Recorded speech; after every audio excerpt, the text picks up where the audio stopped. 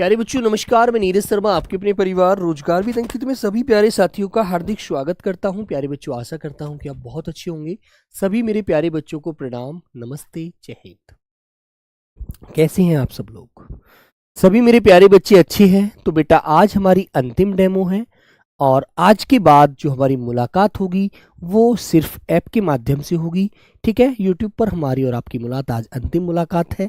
ठीक है, तो चलिए मेरे प्यारे बच्चों, एक बार सब लोग मेरे प्यारे बहन भाई जुड़ जाएंगे क्लास से। ठीक है, हाँ आइए। तो मेरे प्यारे साथी, आज हम एसएससी जीडी 2026 में आए हुए कुछ प्रश्नों का अध्ययन करेंगे, क्योंकि बेटा अभी सभी शिफ्टों का पेपर मुझे नहीं मिल पाया है। ठीक है, क्लियर है ना? हाँ ओके दोस्त, तो सब लोग एक बार आएंगे, जुड़ेंगे बेटा, चलेगा। तो प्यारे बच्चों, मैं आज फिर से एक बार बता देता हूं कि आपकी कौन सी क्लास का कौन सा टाइम रहने वाला है। तो मेरे बच्चे, सुबह 9 बजे आपकी हिंदी की कक्षा चलेगी। कितने बजे मेरे प्यारे बच्चों? 9 बजे। ठीक है, हाँ। और मेरे प्यारे साथी, फिर 9:15 से आपकी इंग्लिश की क्लास चलती है, जिसे आप रोज ले रहे हैं। जो भी बच्चे ले रहे हैं, जो नहीं ले रहे हैं वो भी इंग्लिश यदि पढ़ना चाहते हो तो आप ले सकते हैं। ठीक है, लेकिन आपको एक बात ध्यान रखनी है, इंग्लिश और हिंदी में से कोई एक ही पढ़नी है, दोनों को नहीं पढ़ना। ठीक है मेरे भाई। 10 बजे से बेटा गणित की कक्षा चलती है और 11 बजे से रीजनिंग की, और फिर बेटा दोपहर में 3 बजे ज्योग्राफी और आपकी इकोनॉमिक्स की क्लास चलती है। अब तो ज्योग्राफी चल रही है फिलहाल तो।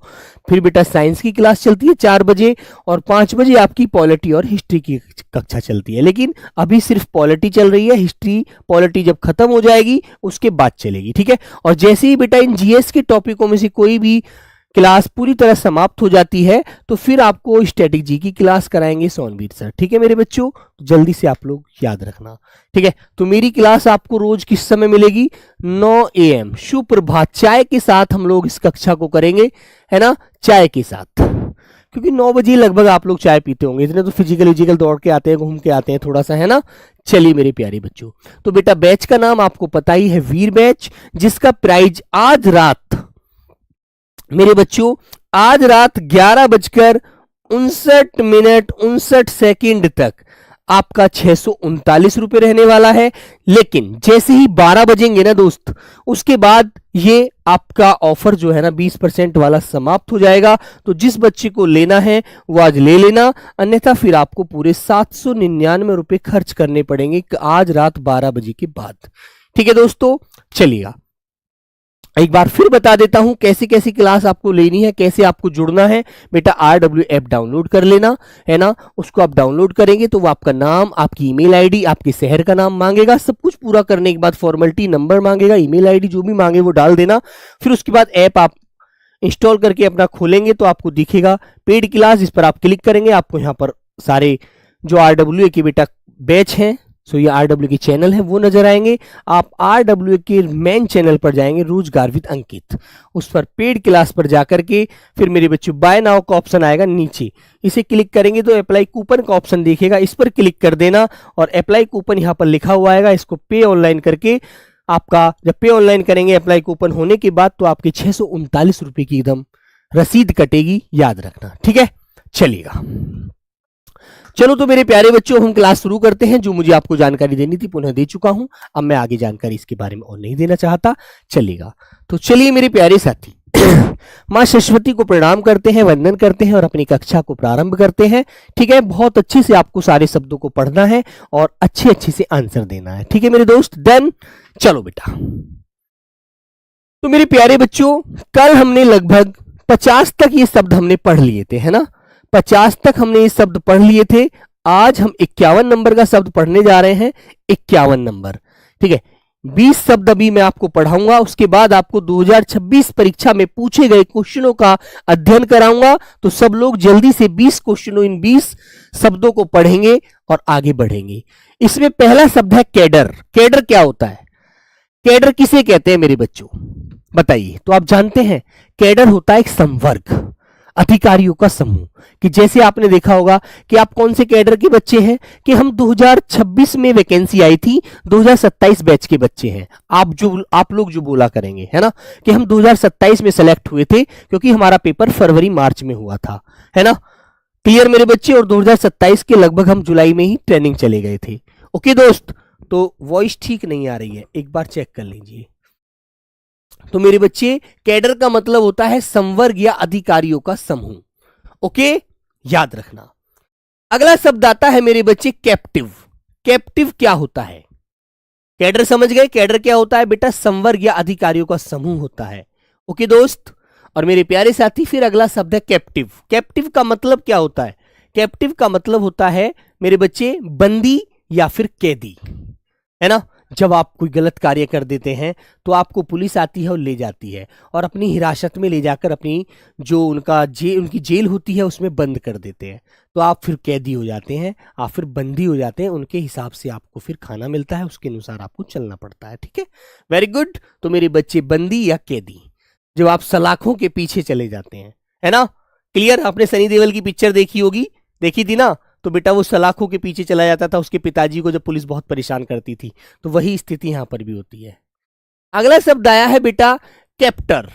कैप्टर, कैप्टर का मतलब क्या होता है? कैप्टर उसे कहते हैं जो, कैप्टिव तो बंदी हो गया, कैप्टर उसे कहते हैं जो बंदी बनाने वाला होता है। जैसे जो भी पुलिस का अधिकारी होगा, इन्वेस्टिगेशन ऑफिसर होगा, है ना मेरे बच्चों, उसे कहते हैं कैप्टर। ये एक पुलिस अधिकारी होता है जो हमको बंदी बनाने का कार्य करता है। हमको ले जाता है पकड़ करके और बंदी बना करके, और हमको हथकड़ी लगाकर अंदर जेल में ले जाकर छोड़ देता है ना, हमारे करने के अनुसार। ठीक है मेरे दोस्त, तो याद रखना, क्वेश्चन पूछा जा सकता है कि बताइए कैप्टर का हिंदी अर्थ क्या होता है।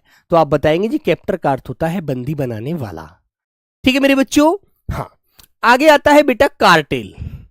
कार्टेल, कार्टेल का अर्थ क्या होता है जानते हैं आप लोग?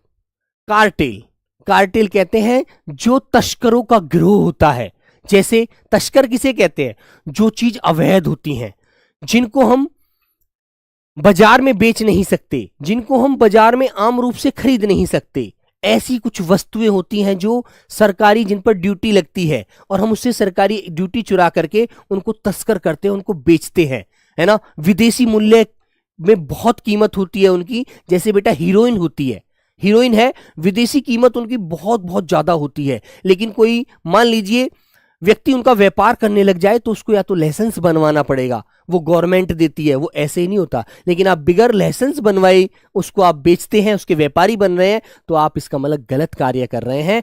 तो आपका जो गिरोह है ना, आप जो गंदे काम करते हैं, तस्कर हैं, तो मेरे बच्चे तस्करों का जो गिरोह होता है उसे कार्टेल बोला जाता है।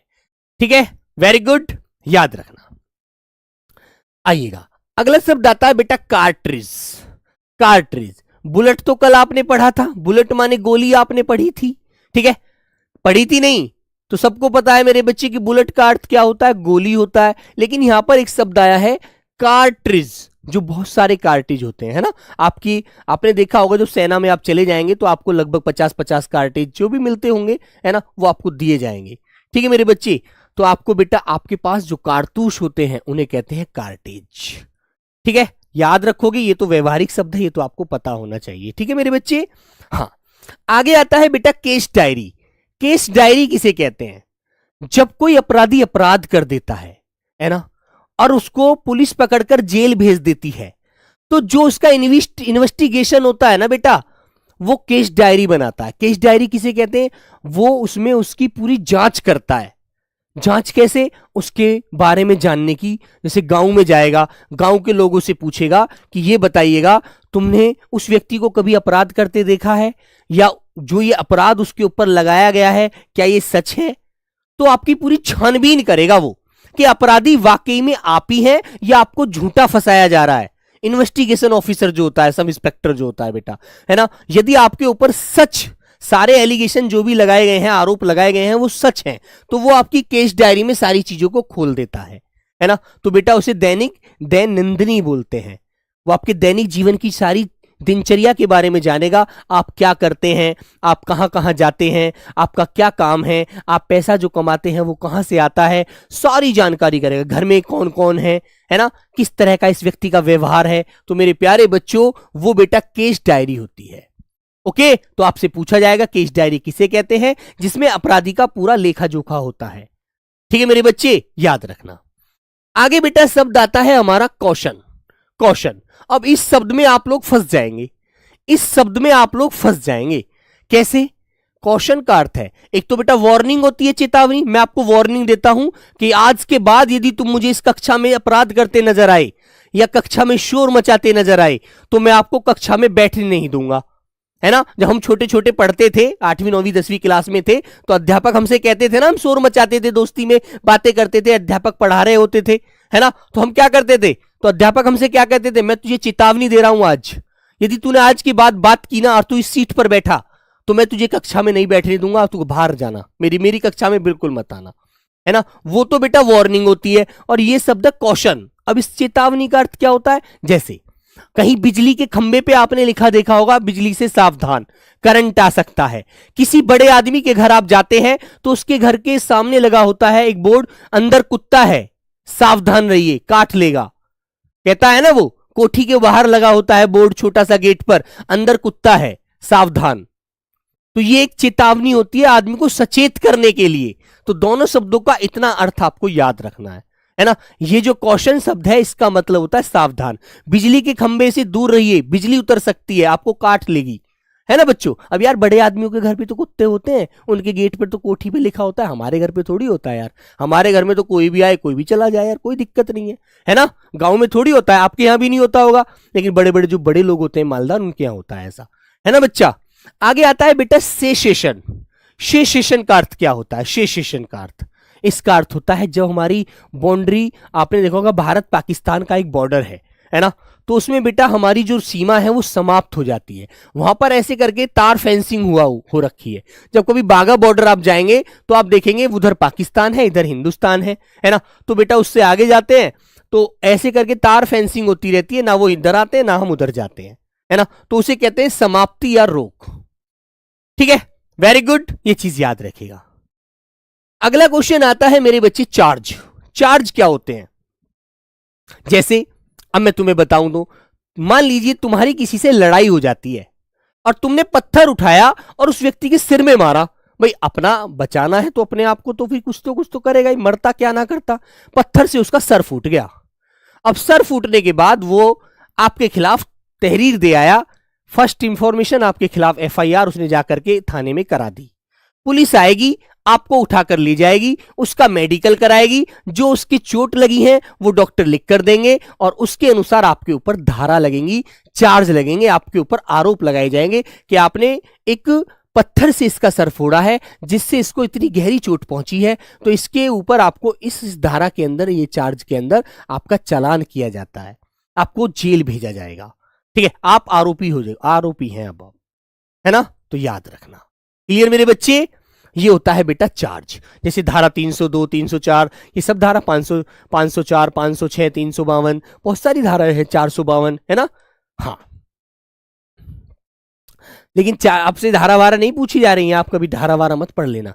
आगे आता है बेटा चार्ज शीट। चार्ज शीट क्या होती है, जो आपके खिलाफ इन्वेस्टिगेशन ऑफिसर जिसने आपकी जांच की थी, आपने उसको चोटिल किया है, वो आपके खिलाफ चार्ज शीट बनाएगा, उसमें सारी चीजों को लिखवाएगा, सारी चीजों को बताएगा लिख करके। मैं वहां पहुंचा तो मैंने मुजरिम को वहां से पकड़ा, मुजरिम ने उसका सर उस पत्थर से फोड़ा, वो पत्थर मुझे बरामद हालांकि नहीं हो पाया, लेकिन मैंने वहां के पड़ोस के लोगों से जाकर पूछा कि क्या वाकई में इस पत्थर से इसी व्यक्ति ने उसका सिर फोड़ा है, तो इस नाम के गवाह ने ये गवाही दी कि हाँ जी, हमारे सामने इस व्यक्ति ने पत्थर से उसका सर फोड़ा और उसको गालियां दी और उसे मारने की जान से धमकी दी। तो मेरे बच्चे, उसमें सारा ब्यौरा खोल दिया जाता है। वो आरोप पत्र फिर बेटा आपका कहां दाखिल कर दिया जाता है, न्यायालय में, और न्यायालय उसके आधार पर आपको फिर सजा देता है, जो भी इन्वेस्टिगेशन ऑफिसर लिख कर भेज देता है। ठीक है, ओके मेरे बच्चे। अगला क्वेश्चन आता है बेटा, अगला शब्द है हमारा कोएर्शन। कोएर्शन क्या क्या अर्थ होता है, कोएर्शन जानते हैं, कोएर्शन का मतलब होता है जोर जबरदस्ती। कोई व्यक्ति है, वो व्यक्ति आपका काम नहीं करना चाहता, आपसे बिल्कुल दूर रहना चाहता है, लेकिन आप अपनी दादागिरी में उसके ऊपर प्रभाव जमाते हैं, है ना, प्रभाव जमाते हैं और उससे जोर जबरदस्ती उसे मतलब प्रताड़ित करते हैं दादागिरी के माध्यम से, अपनी प्रभाव के माध्यम से, है ना। तो मेरे प्यारे बच्चे, उसे कहा जाता है कोएर्शन का मतलब होता है जबरदस्ती। आपने उसे जबरदस्ती बुलवाकर वहां पर मारा और उस पर कार्य कराया। ठीक है मेरे बच्चों। आगे आता है बेटा कमांडो। इस शब्द को कौन नहीं जानता, इस शब्द के बारे में तो आप सब जानते हैं। कमांडो क्या होता है भाई? एक बात बताओ, आप लोग जब भर्ती हो जाओगे तो आप में से आपका जो बेटा प्रशिक्षण टाइम होगा, ट्रेनिंग टाइम, उसमें ही आप लोगों में से कुछ लड़के ऐसे छांट लिए जाते हैं कि भाई ये लड़के बॉडी से 6-6 फीट हाइट है, अच्छी खासी बॉडी है, ये लड़के आगे कमांडो के लिए तैयार करे जा सकते हैं। तो आपकी एक लिस्ट बना ली जाती है ना। तो मेरे बच्चों वो विशेष सैनिक होते हैं जो विशेष लोगों के साथ रहते हैं। जैसे प्रधानमंत्री के साथ आपने देखे होंगे कुछ कमांडो रहते हैं, है ना। आर्मी के कुछ बेटा आपने देखा होगा राष्ट्रपति के साथ रहते हैं, तो वो कमांडो ट्रेनिंग होती है। वो विशेष सैनिक होते हैं, उनके अंदर इतनी फुर्ती होती है, वो एक सेकंड में पलक झपकते ही इंसान को उठा के इधर से उधर फेंक देते हैं, है ना। उनको बहुत जबरदस्त ट्रेनिंग कराई जाती है। सांपों में छोड़ दिया जाएगा, पानी नहीं दिया जाएगा 2-2 4-4 दिन, आंख पे पट्टी बांधकर उनको बहुत सारे गहरे जंगल में छोड़ दिया जाएगा कि 50 किलोमीटर ले जाकर कि अब तुम्हें अपने दिमाग से काम करके आना है। ब्लैक कैट कमांडो हो गए बेटा, इस तरह से तैयार किए जाते हैं। तो वो विशेष सैनिक होते हैं और इनका प्रशिक्षण भी विशेष दिया जाता है ना। याद रखना, आपने ये चीजें तो फिल्मों में भी देखी होंगी। एनसीसी में तो बेटा वो एनसीसी तो बेटा सी सर्टिफिकेट, उसमें सिर्फ क्या होता है, आधा सैनिक हो जाता है वो। आगे आता है बेटा कंप्लेंट। कंप्लेंट कौन होती है? कंप्लेंट किसे कहते हैं? कंप्लेंट कहते हैं शिकायतकर्ता को। जैसे मान लीजिए आपने किसी के गाल पर चांटा मार दिया, तो उस लड़के ने आकर जब आपकी मम्मी को बताया ना कि आंटी जी इसने मुझको चांटा मारा, चाची इसने मुझको आज चांटा मारा था, है ना, इसने मुझे आज गालियां दी और मुझको पिटाई करी, तो आपकी जो शिकायत करने वाला जो बच्चा है वो बेटा कौन है? कंप्लेंट। ठीक है, वो कंप्लेंट होता है, शिकायतकर्ता, शिकायत करने वाला। ठीक है मेरे बच्चे, आप कहेंगे शिकायत करने वाला। शिकायत करने वाला जो बच्चा है वो आपका बेटा क्या कहलाएगा? वो कंप्लेंट कहलाएगा। समझ गए? ये चीज ध्यान रखना।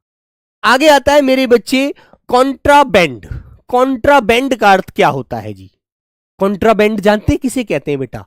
ये वो चीजें होती है, वो पदार्थ होते हैं, वो वस्तु होती हैं, है ना, जिनको मेरे प्यारे बच्चों हम लोग अपने देश से दूसरे देश नहीं ले जा सकते, है ना। वहां पर जैसे मान लीजिए आप भारत से कहीं विदेश जाना चाह रहे हैं और कोई ऐसी वस्तु लेकर जाना चाह रहे हैं जो अवैध है, गैर कानूनी है, तो आप जब एयरपोर्ट पर जाएंगे ना तो आपका बैग चेक किया जाएगा। एक्साइज वाले वहीं खड़े होंगे, है ना, वो कहेंगे दिखाओ क्या क्या लेकर जा रहे हो। तो आपके बैग में यदि मान लीजिए कोई अवैध वस्तु मिल गई, है ना, तो वो कहेंगे ये तो गलत है, आप कानूनी जुर्म कर रहे हैं, आपको इस अपराध में 1 साल की सजा हो सकती है ना। तो बेटा ऐसी वस्तुएं जो बाहर वर्जित होती हैं, ले जा नहीं सकते, तस्करी का सामान होता है ना। जैसे आजकल तुमने देखा है लोग कि भाई काली बिल्ली होनी चाहिए, उसको बेच दो, पता नहीं उसके कितने पैसे मिलते हैं, है ना। जो लोग मान लीजिए दूसरे देश में सोना ज्यादा होता है, उस देश से भारत लेकर आ रहे हैं, वो भी गलत है।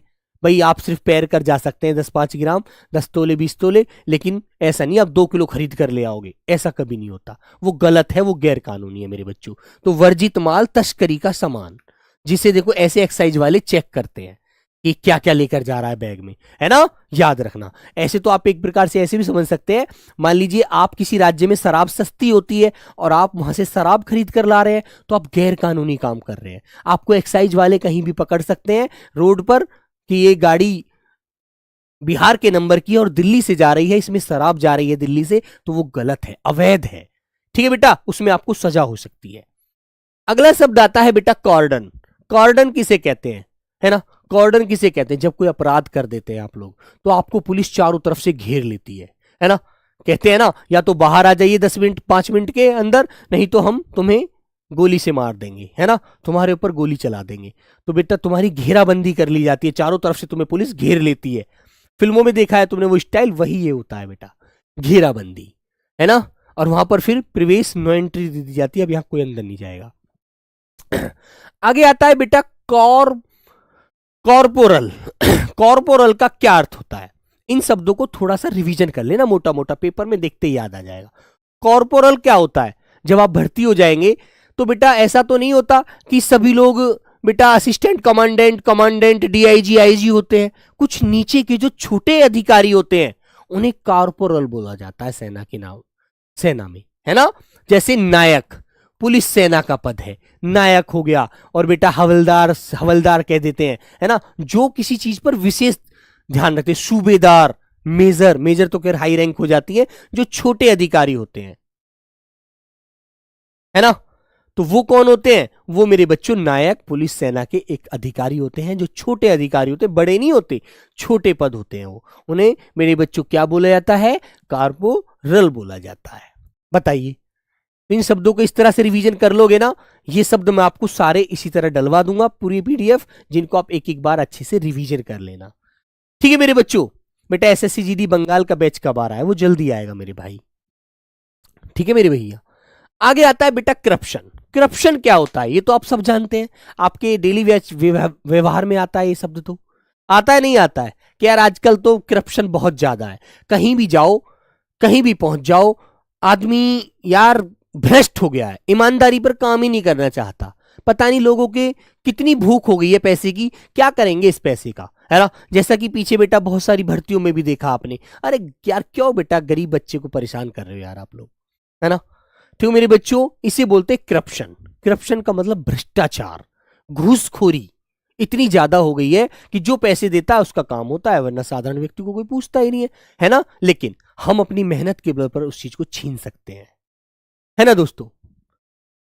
हाँ हाँ बेटा, एनसीसी में भी होता है, जो आपको प्रशिक्षण देने के लिए कुछ सिपाही आते हैं ना।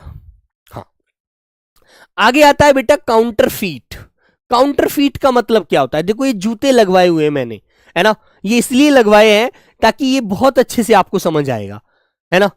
कैसे? मान लो एक तो बेटा ब्रांड होता है जिस पर मोहर लगी हुई है कि ये जूता नाइक का है, ये जूता पूमा का है, एडिडास का है, किसी भी ब्रांड का है ना, तो वो ओरिजिनल जूता होगा दोस्त, है ना, ओरिजिनल है।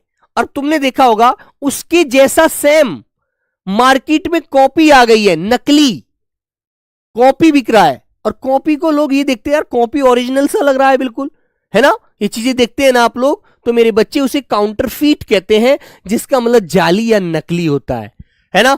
अब तुमने देखा होगा कुछ लोग जो बेटा वैसे होते हैं, मतलब गुंडे टाइप के होते हैं, वो करेंसी छपवा लेते हैं। जैसे 500 का नोट यार नकली आ गया मेरे पास, तो है ना, अरे यार मेरे को तो रात एक दुकान वाले ने 500 का नोट दे दिया, नकली था वो नोट, तो बेटा नकली नोट छाप देते हैं, उसे काउंटरफीट कहते हैं। वो कानूनी जुर्म है हालांकि वैसे तो, लेकिन मेरे भाई सब कुछ हो रहा है यार, कोई हम रोक थोड़ी सकते हैं, दुनिया में कुछ कोई नहीं रोक रहा कुछ भी, है ना। जिसका जैसे चल रहा है वो धक्का दे रहा है ना मेरे बच्चे। तो ये चीज आपने देखी होंगी, फर्जी उनकी जैसी कॉपी बिक रही है बिल्कुल, ये ओरिजिनल है, ये इसकी कॉपी बना दी, नकली बना दिया, ये देखो असली जूता है और इसकी ही नकल में बना दिया नकली, सेम टू सेम। लेकिन कुछ ऐसी चीजें होती हैं जो यहां सोल पर ऐसे नजर आ जाती हैं कि यार देखने से पता लग जाता है नकली है, असली नहीं है ये, है ना। हाँ चलो भाई, आगे आता है बेटा कोर्ट मार्शल। ये शब्द तुम्हारे सामने बहुत आएगा, ये शब्द तुम्हारे सामने जब आप भर्ती होकर के चले जाओगे ना बेटा, ये तुम्हारे सामने इतनी बार आएगा कि बस कुछ कहा नहीं जा सकता। ठीक है, तुम्हारे साथ नहीं तो किसी अन्य सिपाही के साथ हो जाएगा, है ना। कि जैसे किसी सिपाही ने, मान लीजिए किसी अधिकारी ने आदेश दिया कि आपको ये कार्य करना है, उसने मान लीजिए उसका गलत कार्य किया, है ना, कोई अवैध कार्य कर दिया, गोली बिगर पूछे चला दी। अधिकारी की गोली नहीं चलानी, है ना, हमें उस अपराधी को जिंदा पकड़ना है, उस आतंकवादी को। और आप में से एक सिर्फ ऐसा लड़का था, उसने कॉक की राइफल और दर उसको भून डाला। तो अधिकारी ने आपके अधिकारी ने आदेश दिया हुआ था कि यार गोली नहीं चलानी, उसको जिंदा उठाना है, उससे हमें बहुत सारे अंदर के राज जानने हैं, और आपने हमारे आदेश का पालन नहीं किया, तो उसके ऊपर आपका कोर्ट मार्शल हो जाएगा। वहां पर 5 अधिकारियों की पीठ बैठ जाएगी और आपके खिलाफ जांच करेगी कि आपने वो गोली स्वयं चलाई थी, या फिर किसी अधिकारी के कहने से चलाई, या फिर किसी सैनिक ने तुम्हें भड़काया, आखिर तुमने ये कार्य क्यों किया। ठीक है मेरे बच्चों, तो आपको फिर वहां सैन्य अदालत में जाना पड़ेगा। बेटा तुम जानते हो ना, फौजियों की कोई अदालत नहीं होती, फौजियों की अपनी खुद की अदालत होती है ना। और फौजियों का दंड बड़ा कठिन होता है ना, वो घोटों से कोहनियों से चलवा देते हैं बहुत बहुत दूर ऐसे ही सिपाही को, है ना। ठीक है ना, तो मेरे बच्चे वहां कोर्ट मार्शल हो जाता है। जैसे कि मान लीजिए, एक आपको बहुत सच्चा उदाहरण देता हूं, किसी दूसरे देश के सिपाही ने या दूसरे देश के आतंकवादी ने आप पर हमला कर दिया, आप उस पोस्ट पर 4 सिपाही थे, है ना, आपके बीच से कोई एक सिपाही को गोली लग जाती है और वो सिपाही मर जाता है, और आप वहां जीवित हैं तीनों के तीनों, आप पे चारों के बीच में से एक सिपाही मर गया, तो आपके ऊपर जांच बैठ जाएगी तीनों के ऊपर। क्या हो सकता है तुमने तो नहीं मार दिया है उसको, तुम ही में से कभी किसी ने मार दिया हो, तुम्हारी आपस में कोई लड़ाई हो गई हो और वो व्यक्ति तुम पर गुस्सा कर रहा हो, तुमने ही उसे गोली मार दी हो, तो बेटा तीनों के खिलाफ क्या हो जाएगी, जांच बैठ जाएगी, तुम्हारा तीनों का कोर्ट मार्शल हो जाएगा। समझे? तो ये भी मेरे बच्चों सेना में बहुत ज्यादा होता है। तो मेरे बच्चे सैन्य अदालत को बोलते हैं कोर्ट मार्शल। ठीक है? और अदालत फिर बैठ करके तुम्हें सोते हुए को उठा लेगी। ऐसा नहीं है तुम्हें आराम से सोने देंगे सिपाही के, हमने एक बार पूछ लिया, नहीं, बहुत बुरा बेटा होता है उसमें। तुम सो रहे हो रात को, तुम्हें भेज दिया जाओ बैरक में जाकर सो जाओ, और जो हमारे पीछे तुम्हारे 2 घंटे बाद 2 सिपाही जाएंगे, तुम्हें उठाकर ले आएंगे कि चलो आपको डीआईजी साहब बुला रहे हैं। और नींद में ही इतने तुम सोच भी नहीं पाओगे, वो तुम्हें जगह जगह परेशान करेंगे, तुम्हारे अंदर से उगलवाना चाहेंगे कि वो तुमने ही तो नहीं किया। ऐसा होता है दोस्तों। आगे आता है बेटा क्राइम। ये शब्द तो आप बहुत अच्छे से जानते हैं। आजकल साइबर क्राइम कितना बढ़ रहा है जानते हैं ना आप लोग। कोई किसी के पैसे ठग देता है ना, कोई किसी से कहेगा हम बैंक से बात कर रहे हैं, आपके पास एक पिन कोड आएगा, वो बेचारा सीधे सलामत मन से बता देता है बेचारा सीधा आदमी, और उसका क्या होता है, उसके अकाउंट में बेचारे 10-20 हजार बचे हुए थे पढ़ाई वढ़ाई करने के लिए अपने, वो सारे खींच देता है वो। तो बेटा साइबर क्राइम कितना ज्यादा बढ़ा हुआ है ना, आप ये चीज नोट कर रहे हैं आजकल। तो ये बेटा एक अपराध होता है, क्राइम बोले तो अपराध। ठीक है, वेरी गुड। तो चलिए मेरे प्यारे बच्चों, ये चीजें आपको याद रखनी है। अब मैं आपको 2026 में आए हुए प्रश्न, 2026 में आए प्रश्न दिखाता हूं, किस तरह से प्रश्न पूछे। प्रश्न देखें। चलिए अब सब लोग तैयार हैं आंसर देने के लिए एक बार जल्दी से, तो सब लोग तैयार हो जाइएगा। आइए मेरे प्यारे बच्चों। हाँ।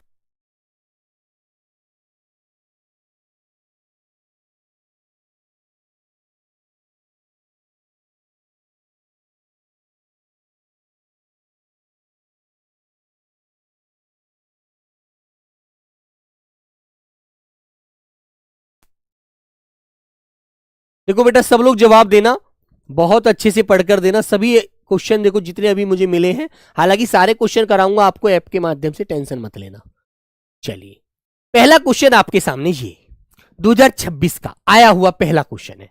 देखिए मेरे प्यारे बच्चों, इसमें क्या बोला गया है। देखो पुलिस की जानकारी है सारी, आप लोग बहुत अच्छे से जवाब देंगे, क्योंकि आप भी बेटा जो आप लोग जो होते हैं ना, ये बीएसएफ ये एक पुलिस ही होती है, याद रखना इस बात को भी। घटना स्थल की रक्षा करने की प्रक्रिया को क्या कहा जाता है।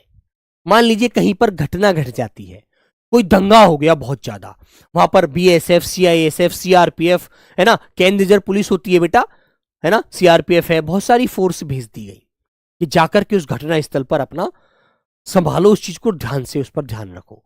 तो मेरे बच्चे घटना स्थल की रक्षा करने की प्रक्रिया को क्या कहा जाता है। नियंत्रण तो किसी चीज पर रोक होती है, रोक लगाना, लेकिन यहां रक्षा करने की प्रक्रिया की बात करी जा रही है। आपको यहां रक्षा करनी है बेटा किसी की, है ना, तो रक्षा करने के लिए आपको सबसे उचित विकल्प क्या देना है मेरे बच्चों, नियंत्रण, सुरक्षा, निगरानी, शीलिंग। बताइए उसे क्या बोलेंगे आप लोग। बताइए मेरे बच्चे। तो सभी प्यारे बच्चे बी और सी आंसर दे रहे हैं। सर जी निगरानी करेंगे, सर जी सुरक्षा करेंगे। बेटा रक्षा करनी है आपको वहां। मान लीजिए मुझ पर लगभग 1000 आदमी मुझे मारना चाहता है और मैं किसी प्रकार उनसे बच गया, है ना, उनकी गोली से, उनके पत्थर से, किसी भी तरह बच गया भाई वो, है ना, मेरी किस्मत अच्छी थी। तो मेरे प्यारे बच्चों आपको यह पता है, फिर ये बात, मैं एक बड़ा अधिकारी हूं और ये बात सेंटर लेवल पर चली गई, तो मुझे बचाने के लिए पूरी फोर्स तैनात कर दी गई। तो फिर वो फोर्स मेरी रक्षा कैसे करेंगी, वो कैसे करेंगी मेरे बच्चों। मान लीजिए मैं यहां बीच में बैठा हूं, तो वो मेरे को चारों तरफ से ऐसे करके क्या कर देंगे, मेरी घेराबंदी कर देंगे, मुझे शीलिंग कर देंगे। शीलिंग करने का मतलब होता है मेरे बच्चे, मुझे क्या कर देंगे, मुझे उस घेराबंदी के अंदर चारों दीवारी के अंदर बंद कर देंगे, ताकि मुझ पर दोबारा कोई हमला ना कर सके, और सारा फोर्स यहां बाहर तैनात हो जाएगा असला ले लेकर, है ना मेरे बच्चों, और बाहर बैठ जाएंगे ताकि कोई अंदर ना घुस जाए, उस व्यक्ति को पुनः कोई हमला ना कर दे, उस व्यक्ति पर उसे पुनः ना कोई मार दे। ठीक है, तो मेरे बच्चे उसे सीलिंग करते हैं, पूरे क्षेत्र की सीलिंग कर देंगे, इस तरह से बंद कर देंगे पूरे क्षेत्र को। समझ गए? ये चीज दिमाग लगाओ आप लोग, यही तो दिमाग लगाना है बस। आप कहेंगे सर जी निगरानी करेंगे, उसकी देखते रहेंगे, कोई आ तो नहीं रहा है। अरे भैया सो गए तुम निगरानी करते करते, ऐसा भी तो हो सकता है, नींद तो आती है ना। सुरक्षा करेंगे सर जी, अरे भाई सुरक्षा करने तो आप आ ही रहे हैं, वो तो आपकी ड्यूटी बनती है, लेकिन सुरक्षा एक साधारण शब्द है। लेकिन आप जब इतना बड़ा केस हो गया है कि कोई व्यक्ति की जान एक सेकंड में जा सकती है, इतनी सारी पब्लिक उसको मारना चाहती है और वो बहुत बड़ा एक आदमी है ना, तो मेरे बच्चे उसकी फोर्स जाकर सीलिंग कर देगी उसकी चारों तरफ से, है ना। तो ये चीज मेरे प्यारे बच्चों आपको इस तरह से ध्यान रखनी है। थोड़ा सा आपको एक सैनिक मानते हुए आयोग ने क्वेश्चन पूछा है कि आप एक जवान हैं तो क्या करोगे ऐसी स्थिति में, ये आपको दिमाग लगाना है बस। चलेगा, अगला क्वेश्चन। किसी कर्मी की ड्यूटी बदल दी जाती है, उसे क्या कहते हैं? मान लीजिए पहले वो दिल्ली में तैनात था, दिल्ली में नायक पद पर तैनात था वो, अब उसको यहां से हटाकर मान लीजिए पंजाब भेज दिया जाता है बेटा, है ना, पंजाब भेज दिया जाता है। उसकी ड्यूटी यहां पर क्या थी, सिर्फ वो देखता था मैनेजमेंट, सिपाहियों का वो देखता था, सिर्फ सिपाहियों के लिए मान लीजिए खाना वाना आ रहा, उसकी सारी ड्यूटी जिम्मेदारी होती थी उसकी। अब उसकी कुछ ड्यूटी को बदल दिया जाता है, उस कर्मी की ड्यूटी को, तो उसे क्या बोलेंगे? प्रमोशन। बेटा प्रमोशन तो अधिकारी के पद में उन्नति करना होता है, प्रोन्नत कर दिया, प्रोन्नत थोड़ी किया है, सिर्फ ड्यूटी बदली है यार, है ना। यहां से हटाकर वहां भेज दिया गया और ड्यूटी बदल दी उसकी। अब आप ड्यूटी नहीं करोगे, अब आप जाकर किसी अधिकारी की गाड़ी चलाओगे, कुछ भी करोगे। तो बेटा निर्देश नहीं।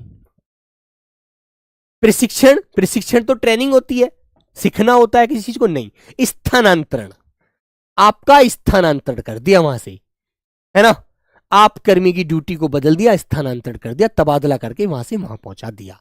ठीक है मेरे बच्चों, तो आंसर आप लगाएंगे ऑप्शन नंबर बी वाला। ओके मेरे भाई। हाँ। आगे एक शब्द आता है बेटा अपराध की प्रवृत्ति का सही तकनीकी शब्द क्या है? कि यार इस व्यक्ति की तो अपराध की प्रवृत्ति है, ये तो कभी भी सुधरेगा ही नहीं, अभी तो जेल से आया था, अब फिर अपराध कर रहा है, फिर जेल जाएगा, कोई ना कोई गुनाह में फंसेगा जरूर। बताइए मेरे बच्चों। बेटा हिंदी में ही पूछे गए थे, 10-10 क्वेश्चन, 8-8 क्वेश्चन आए थे ये सभी पेपर शिफ्ट में। तो मेरे बच्चे क्रिमिनल इंटेंशन, कि भैया उसका तो इरादा ही ऐसा है। इंटेंशन माने होता है बेटा इरादा, भैया उसका तो इरादा ही उसे मारने का है, लेकिन उसकी प्रवृत्ति की बात की जा रही है कि भैया उसकी तो प्रवृत्ति है, वो किसी से भी झगड़ा कर लेता है। क्रिमिनल हिस्ट्री, बेटा क्रिमिनल का इतिहास निकालो, क्या इसने पीछे भी ऐसे ही लड़ाई झगड़े मारपीट करी है ना। क्रिमिनल मोटिव, इसका तो मोटिव ही ऐसा रहता है कि किसी को चोट पहुंचाना, नहीं, इसकी प्रवृत्ति ही ऐसी है, ये कभी किसी पर दया रहम खाता ही नहीं है सर, ये तो हमेशा गलत कार्य करने के लिए तत्पर रहता है हमेशा। सी आंसर लगाएंगे। ठीक है, प्रोपेनेंसिटी, सर जी इसकी तो प्रवृत्ति है, ये तो व्यक्ति की समझ ही अलग है, सोच ही अलग है। ठीक है मेरे बच्चों, सी आंसर राइट होगा। चलिएगा अगला क्वेश्चन। इस तरह से लंबी लंबी भाषाएं दे दी, अब विद्यार्थी पेपर में पढ़ने में झिझक रहा था। आंतरिक सुरक्षा में डेटा विश्लेषण की भूमिका। भाई देखो आज के टेक्निकल जमाना है, पहले तो सिपाहियों का जो पूरा ब्यौरा होता था वो रजिस्टर्ड में चढ़ता था, आजकल तो कंप्यूटराइज सब कुछ है ना, क्राइम भी कंप्यूटराइज हो रहा है। ठीक है बेटा, याद कैसे करें? इनको सिर्फ रिवीजन करना है मेरे भाई, याद तो मैं कराऊंगा, टेंशन क्यों ले रहे हैं आप, याद तो मैं कराऊंगा भाई, आपको अपने आप को अभी से सिपाही मान लेना है, ये याद रखना बस। डेटा विश्लेषण की भूमिका लगातार बढ़ रही है। ठीक है, आंतरिक सुरक्षा के डेटा में डेटा विश्लेषण की, विभिन्न स्रोतों से प्राप्त सूचनाओं का तुलनात्मक अध्ययन करके संदिग्ध चीज जानते हैं जिसमें हमें संदेह होता है, संदिग्ध वस्तु है, कोई गोला तो नहीं है, कोई बारूद भरा कोई बैग तो नहीं पड़ा है, संदिग्ध गतिविधियों के पैटर्न पहचाने जाते हैं। इससे सुरक्षा एजेंसियां केवल प्रतिक्रिया नहीं देती बल्कि पहले से रणनीति बना पाती हैं। ऐसा भी हो सकता है, वैसा भी हो सकता है, सारी चीजों पर विचार करती हैं। सूचनाओं का तुलनात्मक अध्ययन क्यों किया जाता है बताइए। प्रचार के लिए। क्या सेना कभी प्रचार करती है किसी बात का? नहीं करती। इन बातों को नोट कर लेना, कोई दुकान थोड़ी कर रही है सेना। सूचनाओं का तुलनात्मक अध्ययन क्यों किया जाता है?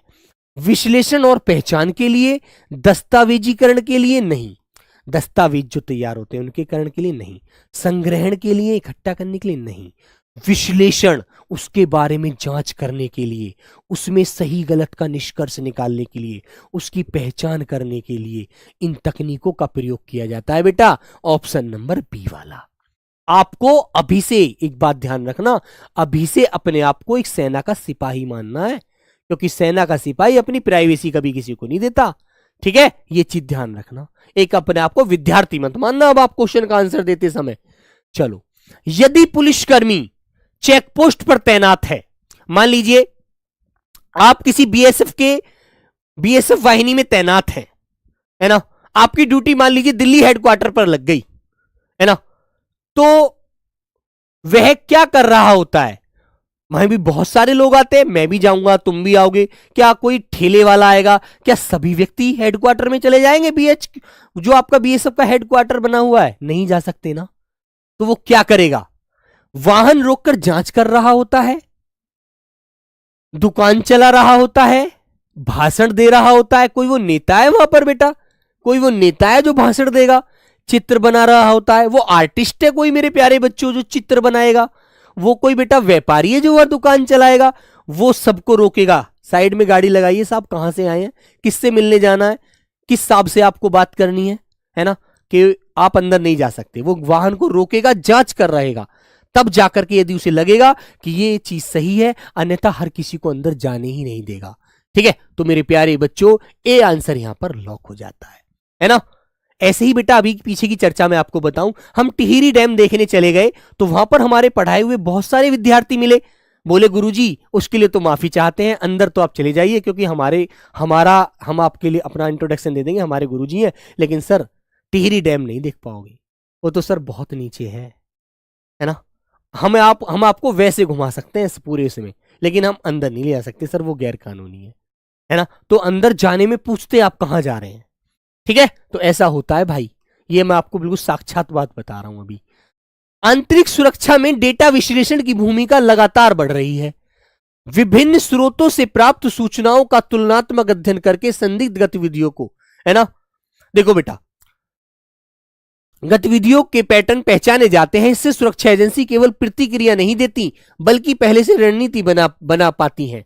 यह गद्यांश की सोच को दर्शाता है।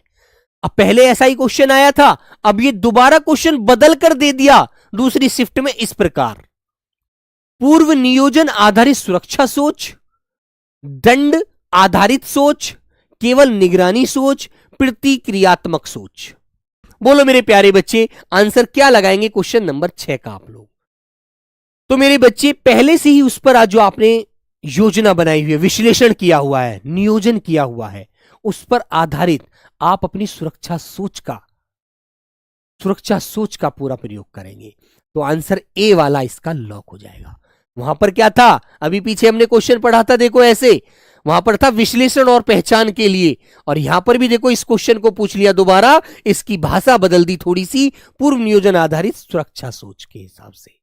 ठीक है, क्योंकि भाई इतनी सारी एजेंसियां हैं, इतनी सारी फोर्सेस हैं, सब सुरक्षा के लिए तो लगी हुई है। यदि एक दिन के लिए यह कह दिया जाए कि सभी सैनिक अपने घर आ जाओ, तो बेटा भारत के घर की चम्मचों को ले जाएंगे दुश्मन। सेना ही होती है जो पूरी रात भर जगती है, सब सोते हैं देश में अंदर, है ना। तो आपके लिए आपका बहुत बड़ा योगदान होता है भाई। चलिए, नीचे दिए गए शब्द का सही परिभाषित शब्दावली क्या होगा? सूचना पट। बताइए बच्चों। तो बेटा आप जानते हैं, जब कोई नई सूचना आती है हेड ऑफिस से आपके लिए, तो आपकी वाहिनी में वो एक सूचना पट बनाकर टांग दिया जाता है है ना। तो उसको क्या बोलते हैं? नोटिस कहते हैं, नोटिसेबल कहते हैं, नोटिस बोर्ड कहते हैं, नोटिस राइटिंग कहते हैं। तो क्या होता है वो जो सूचना पट होता है, कि जैसे तुमसे बोल दिया कि 2027 में चयनित अभ्यर्थियों चयनित अभ्यर्थियों को सूचित, अभ्यर्थियों के लिए,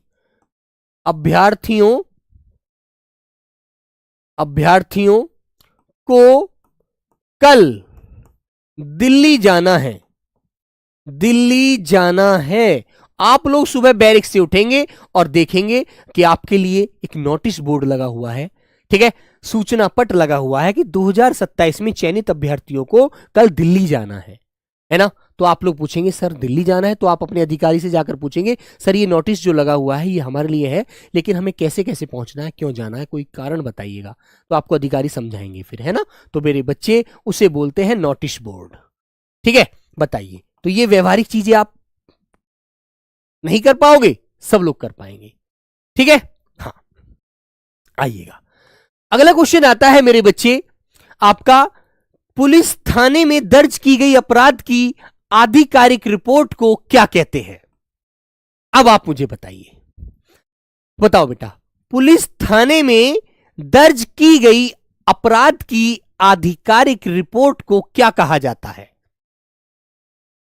बोलो बच्चों, क्या कहा जाता है बेटा। तो आपको ये तो पता है कि भैया उसे FIR कहते हैं, उसे FIR कहते हैं, फर्स्ट इंफॉर्मेशन रिपोर्ट, लेकिन हिंदी में दिया हुआ है उसने।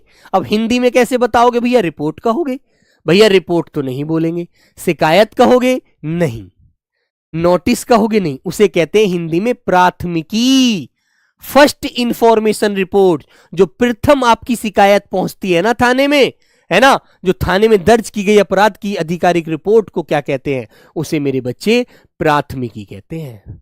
प्राथमिकी बोले तो प्रथम सूचना आपकी जो जाती है, रिपोर्ट जो आपकी जाती है, याद रखेंगे हिंदी में FIR को प्राथमिकी बोलते हैं। अब ये चीज आपको ध्यान रखनी है। हेल्पलाइन नंबर मेरे बच्चे 9818489147, 9147, ठीक है, इस नंबर पर कॉल कर लेना भैया। तो समझ गए मेरे बच्चे, लॉक किया जाए। अगला क्वेश्चन देखो, आंतरिक सुरक्षा डेटा। देखो बेटा, अब ये तीसरी शिफ्ट में क्वेश्चन कैसे बदल कर आया, तीसरी शिफ्ट में देखिएगा क्वेश्चन, मैंने वही क्वेश्चन 3 शिफ्ट में आया, तीनों में अलग अलग आंसर इसी तरह से उसने पूछ लिया। आंतरिक सुरक्षा डेटा विश्लेषण की भूमिका लगातार बढ़ रही है। विभिन्न स्रोतों से प्राप्त सूचनाओं का तुलनात्मक अध्ययन करके संदिग्ध गतिविधियों के पैटर्न पहचाने जाते हैं। इसे सुरक्षा एजेंसियां केवल प्रतिक्रिया नहीं देती बल्कि पहले से रणनीति बना पाती हैं। गद्यांश के अनुसार डेटा का उपयोग किस रूप में होता है। तो बताइए मेरे प्यारे बच्चों, अब आपके सामने क्वेश्चन तीसरी बार इस तरह से बदलकर पूछ लिया, संग्रहण उपकरण या प्रशासनिक बाधा, या मेरे बच्चे मैं कहूं तो कानूनी प्रमाण या रणनीतिक संसाधन, है ना। तुम्हें एक बात पता है अच्छे से कि मेरे भाई बिगर योजना बनाए कोई कार्य नहीं होता। सेना को यदि यह पता है कि सुबह हमारे ऊपर हमला हो सकता है, बॉर्डर पिक्चर देखी थी, है ना, कि पहला सुबह का नाश्ता कहां करेंगे, वहां करेंगे, है ना, खाना कहां होगा वहां। तो भारतीय सेना को मारते हुए, भारतीय सेना से लड़ते हुए आगे बढ़ने की सूचना मिली थी, है ना। तो बेटा ये रणनीति होती है सेनाओं की, रणनीति डेटा होते हैं कि हमें ये कार्य ऐसे करना है, दुश्मन को ऐसे पकड़ना है, उस पर ऐसे पकड़ बनानी है, ऐसे काबू पाना है, ठीक है। तो मेरे बच्चों रणनीति संसाधन, ठीक है, रणनीति संसाधन बोलते हैं उसे, है ना। बिगर रणनीति के कुछ नहीं होता। अब आप ये सोचें कि RWA परिवार में तो यार हम ऐसे ही चले जाएंगे मिलने के लिए, नहीं। जो बच्चा आंध्र प्रदेश से है, जो बच्चा तेलंगाना से है, कर्नाटक से है, उसे रणनीति बनानी पड़ेगी।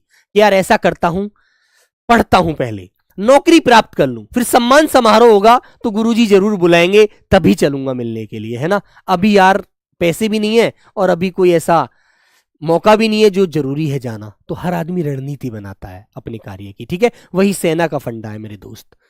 चलिएगा, डकैती शब्द का सही अर्थ क्या है। डकैती, डकैती किसे कहते हैं जानते हैं आप लोग। एक तो होती है चोरी, चोरी तो मैं भी कर सकता हूं अकेला व्यक्ति, है ना। गया, आपका फोन रखा है, चुप से उठाया, आप उधर पढ़ने में लग रहे हैं, जेब में रखा और चला गया, फोन आकर के बाद स्विच ऑफ कर लिया, है ना। आपका पासवर्ड मुझे पता ही था, है ना बच्चों। तो चोरी तो अकेला व्यक्ति भी कर सकता है, लेकिन डकैती जो होती है उसमें कम से कम 4-5 लोग जरूर होने चाहिए, क्योंकि भाई डकैती डालनी है तो वहां से सोना चांदी जेवरात मार पीट, बहुत सारी चीजें होंगी। हो सकता है कोई परिवार का व्यक्ति उठ भी जाए, उसे गोली भी मारनी पड़ेगी, नहीं तो वो गोली मार देगा हमें, है ना, क्योंकि उस पर असला है, पिस्टल उसके हाथ में है। तो मेरे बच्चे वो होती है हिंसात्मक चोरी। समझ गए? तो डकैती का हिंदी में अर्थ क्या होता है? हिंसात्मक चोरी। वहां लड़ाई झगड़ा भी हो सकता है, दंगा भी हो सकता है, और घूसा बाजी भी हो सकती है, गोलियां भी चल सकती है। कम से कम 4-5 लोग होने चाहिए। ठीक है मेरे बच्चों? तो बेटा ऐसे ऐसे शब्द आपको याद रखने हैं। नियमों का समूह या रक्षक नहीं होता, कानून की रक्षा करने वाला नहीं होता। डकैती में कम से कम 5-6 लोग होंगे और सारी चीजों को उठा लाएंगे।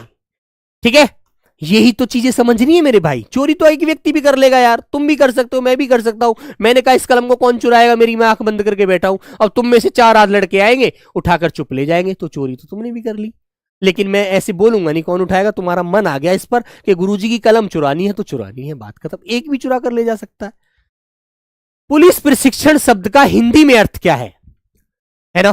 पुलिस प्रशिक्षण, प्रशिक्षण कहते हैं बेटा ट्रेनिंग को, है ना। जो आप सेलेक्ट हो जाएंगे, जब आपका ज्वाइनिंग लेटर आपको मिल जाएगा, तो आप उस ज्वाइनिंग लेटर से कहां जाएंगे? ट्रेनिंग करने के लिए जाएंगे, तो पुलिस प्रशिक्षण पाएंगे। वहां आपको भाई अभी तक आप जानते थोड़ी है पुलिस की भाषा, ना आप नियम जानते, ना आप अनुशासन जानते पुलिस का, ना डिसिप्लिन, आपको कुछ पता ही नहीं है। अभी तो वर्दी कैसे पहननी है, इतने आधे लड़के नहीं जानते इस बात को। अभी मैं आपसे कहूं कि ये बेटा टोपी रखी है तुम्हारी, तुम टोपी लगाकर दिखाइए, तो कोई बच्चा सीधी आंख की तरफ लगाएगा, कोई किधर को लगाएगा, कोई किधर को लगाएगा। उन्हें पता ही नहीं है कि ये जो हमारा बैज है टोपी का, ये किस आंख की तारे के ऊपर रहेगा।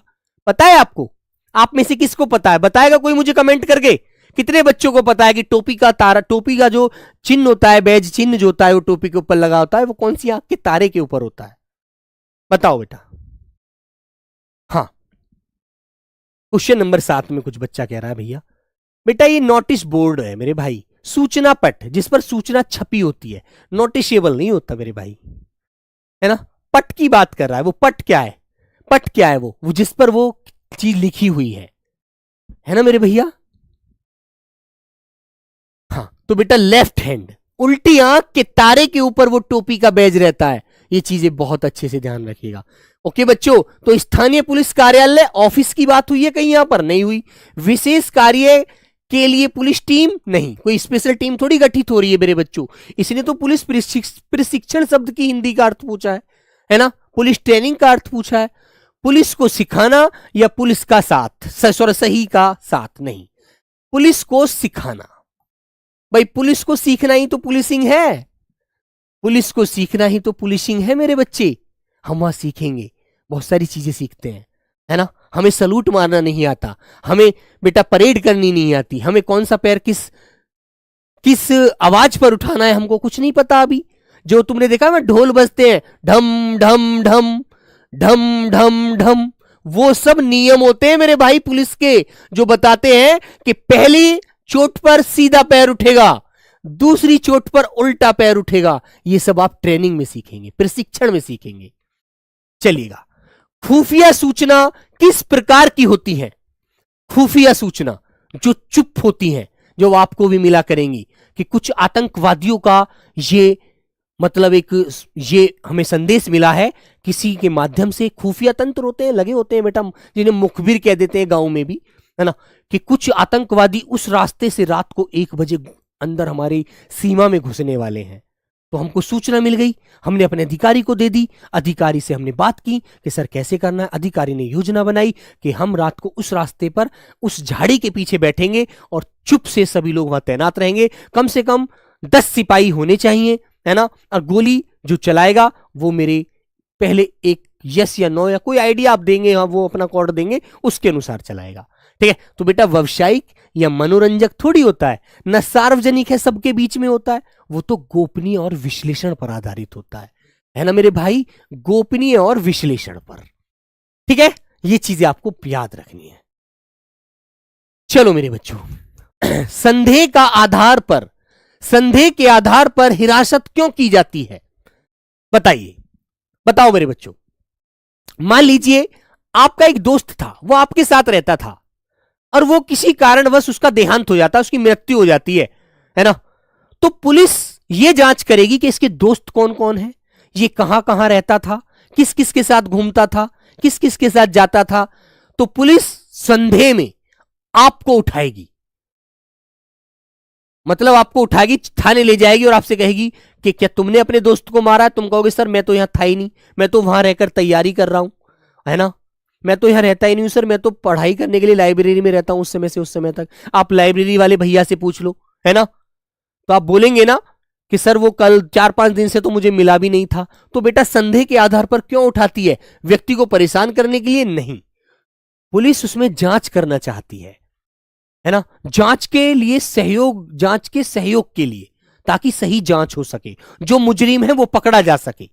ठीक है, स्थान बदलने के लिए, प्रचार के लिए नहीं मेरे प्यारे बच्चे, उसकी सही जांच की जा सके। और जैसे कि अभी मेरे प्यारे बच्चों आपको पता है बिहार का केस बेटा जानकारी होगी आपको, रोशन सर के भाई का देहांत हो गया, है ना, कि किसी ने मारा, उस पुलिस जांच करेगी, सब कुछ स्पष्ट हो जाएगा। ठीक है, यही बेटा पुलिस का कार्य होता है। चलो अगला क्वेश्चन मेरे प्यारे बच्चों, देखो यही क्वेश्चन, देखो यही चौथी शिफ्ट में इस तरह से क्वेश्चन बनाया फिर उन्होंने। ठीक है ना बेटा, ऐप पर बेटा वर्कशीट निकालने के लिए आपको डाउनलोड करनी पड़ेगी, वो पीडीएफ के माध्यम से निकल जाएगी। देखो ये चौथी बार क्वेश्चन इस तरह से चौथी बार बना, तो चारों बार मैंने इस क्वेश्चन को रखा है। आंतरिक सुरक्षा डेटा विश्लेषण भूमिका लगातार बढ़ रही है, ये तो आप सब जान ही चुके हैं। सुरक्षा एजेंसी केवल प्रतिक्रिया तक सीमित क्यों नहीं रहती?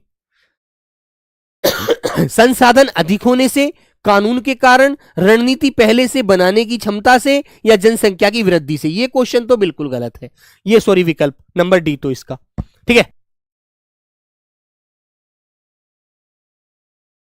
तो बेटा नंबर डी तो बिल्कुल गलत है, जनसंख्या वृद्धि के लिए। बताओ जल्दी से, बोलो मेरे बच्चे।